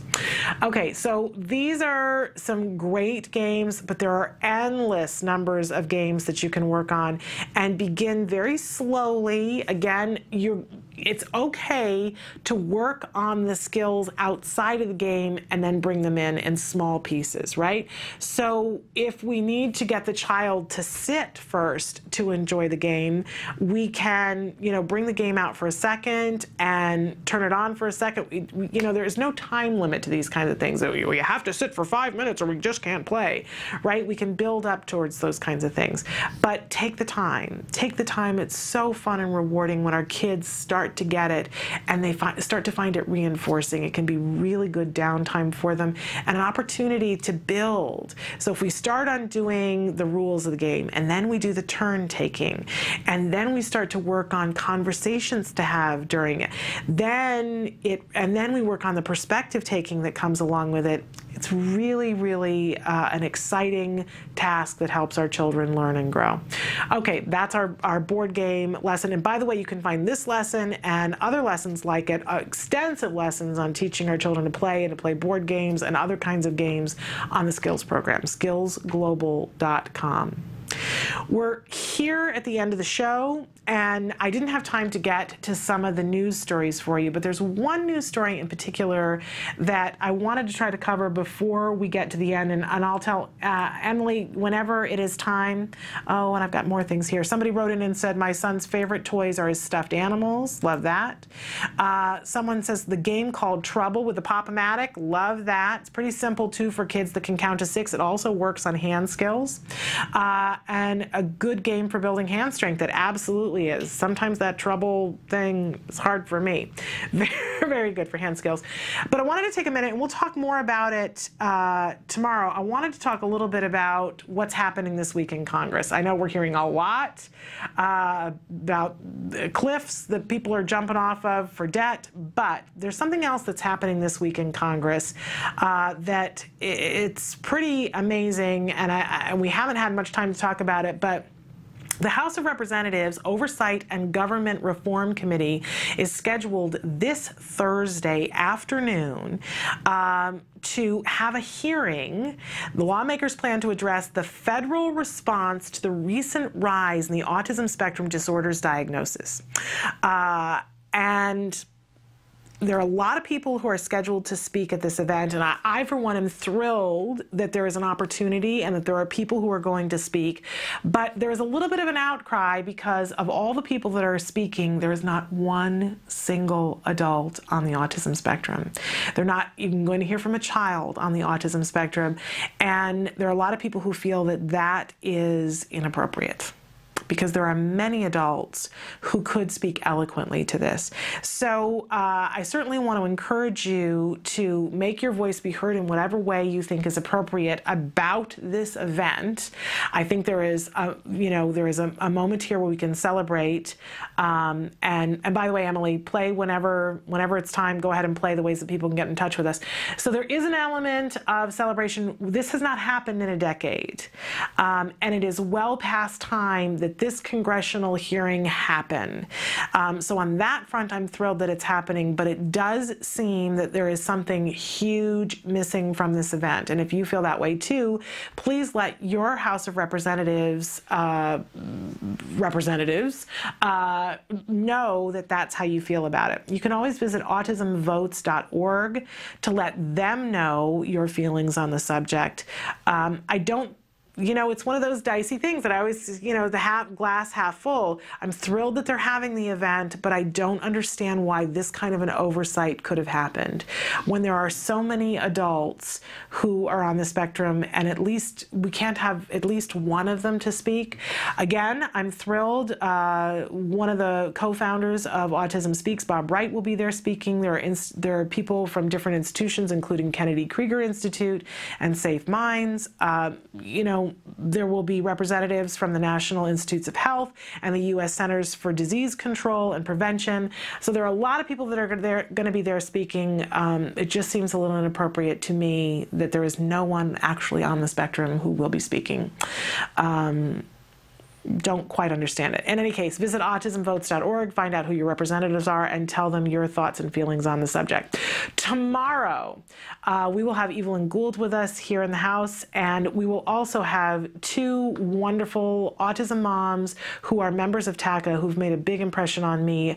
Moira Giammatteo, she's the person that I always quote and say, somebody needs to be the project manager. That's Moira.